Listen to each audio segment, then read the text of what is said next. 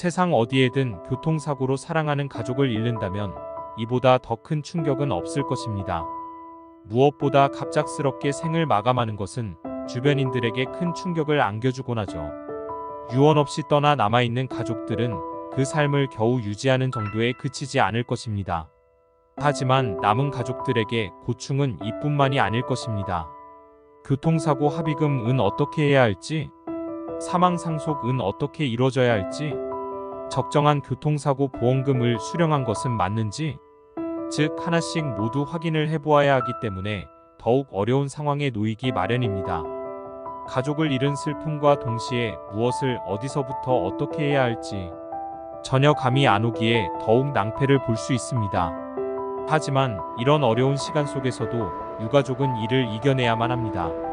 이것이 또 다른 가족들을 보호하는 일이기 때문입니다. 가만히 있는다면 가족들이 모르는 방향으로 이야기가 흘러가 버릴지도 모르기 때문이죠. 지금은 좀 더 정신을 맑게 하고 혹여나 억울함이 발생하지 않게 다양한 증거들을 수집해야 하는 것입니다. 물론 담당 경찰관님이 정확한 사고 사실 관계를 확인하겠지만 가족은 가족대로 추가적으로 증거자료나 필요한 부분들을 정확하게 진술해야 하며 필요시 유가족의 의견들을 전달하여 궁금증이 발생된 부분들은 수사 요청을 통해 의구심이 들지 않도록 해야 합니다. 그 누구도 이러한 일들을 대신해 주지 않기 때문에 반드시 유가족이 이를 진행해야 합니다. 교통사고 역시 일종의 배상 책임에 해당합니다. 사망보험금 산정 방법은 동일하며 보험 약관상 장례비, 위자료, 상실수익액, 응급이송료, 치료비, 기타 손해배상금 등 이러한 항목이 기본적으로 산정하여 사망보험금을 산정합니다. 만약 여기에 식물인간 상태 등의 의식이 없는 상태에서 치료 후 사망한 경우라면 간병비, 개호비 등을 추가적으로 산정합니다. 이처럼 사망합의금이나 사망보상금 등의 산정 방법은 그리 복잡하지 않습니다. 다만 교통사고 과실 비율에 따라 정확하게 판단이 모호해집니다. 과실 비율만큼 공제가 되는 경우가 발생하기 때문이죠. 그렇기에 교통사고 전문가와 사전에 면담을 통해 업무를 진행하는 것이 올바른 선택입니다. 하루 종일 검색을 해서 정보를 모으기보다 전문가와 단 10분만이라도 면담을 통해 상담을 해보면 좀 더 빠르고 정확한 길을 찾기 쉬워집니다. 교통사고로 인한 사망 분쟁은 다수 존재합니다. 보험사는 사고 원인을 조사하고 사망자의 의도나 과실 여부 등을 확인합니다. 만약 음주나 사망자의 고의 등으로 보험금 지급 여부에 영향을 끼칠 수 있는 상황도 있습니다.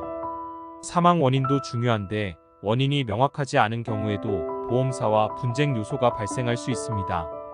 이는 이미 기저질환이 있는 경우에 더욱 많은 분쟁이 발생하곤 합니다. 예를 들어 교통사고 이후 기저질환이 있는 질병이 영향을 미쳐 사망한 경우입니다. 그렇기에 보험사는 사망자의 의료 기록들을 면밀히 관찰할 것입니다.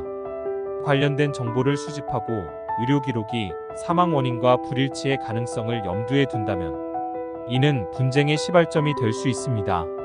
여기에 보상 금액이 커진다면 이 역시도 분쟁 요소가 되곤 합니다. 상실 수익액이란? 자동차 보험에서는 여러 비용들을 나열해 두었습니다.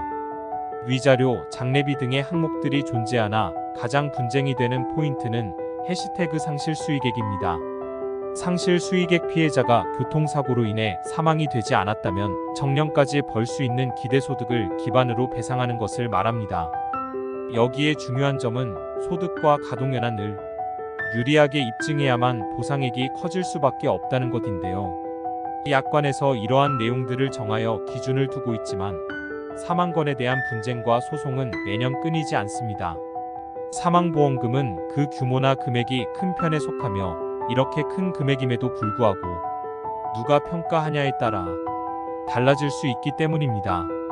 결국 보험회사는 조금 더 낮은 금액들을 제시하여 종결을 하는 것이 이익이자 실적이기 때문에 최소한의 금액을 제시할 수밖에 없는 구조입니다.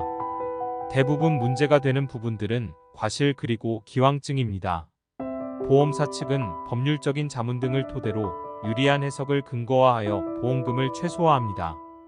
만약 사망자가 기존에 질병이 있었다면 이러한 이유를 들어 감액을 시도하기도 합니다. 즉 몸의 상태가 100%가 아니었다는 가정하에서죠. 물론 유가족 입장에서 이를 받아들일 수는 없겠지만 상대방의 주장에 맞설 수 있는 근거 자료를 제시해야 합니다. 장기화되어 재판으로 이어진다고 하더라도 내가 내세울 수 있는 근거 자료가 없다면 결국 억울한 상황은 나아질 것이 없습니다. 결국 가만히 있으면 아무 일도 일어나지 않게 되는 것이죠. 교통사고 사망 사건이 발생하였다면 우선적으로 교통사고 배상 전문가인 하이손해사정사의 조언을 받아보세요. 전북 보상 전문 전주 하이손해사정사 대표 손해사정사 박영재 010-9992-3770